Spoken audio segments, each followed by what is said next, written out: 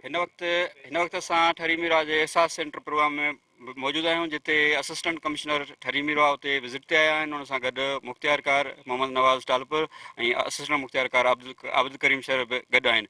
इन हवाले सां असां असिस्टेंट कमिश्नर खां मालूमात वठंदासीं त सेंटर जो जाइज़ो वरितो आहे उन्हनि, छा थो महसूसु थिए ऐं हिते घणा जेके आहिनि डिवाइसूं आहिनि ऐं केतिरा माण्हू हिते कमु पिया कनि। मक़सदु इहो आहे त जेके ग़रीब माण्हुनि खे सपोर्ट जे लाइ पैसा मिलनि पिया, त उन्हनि में कोई एजेंट या कोई विच वारो माण्हू जेके नॉर्मली असांखे ॿियनि जॻहनि तां शिकायतूं मौसूलु थियनि पियूं, त उहे विच वारा माण्हू या एजेंट उन्हनि खां पैसा वठी ऐं कनि पिया। हिते सिस्टम हिन वक़्तु ताईं त नीट एंड क्लीन हले पियो ऐं ख़ैर सां हिते 14 डिवाइसिस आहिनि जेके माण्हुनि खे फैसिलिटेट करण जे लाइ। तव्हां इहो ॾिसंदो त हिते तव्हांखे रश नज़र न ईंदी।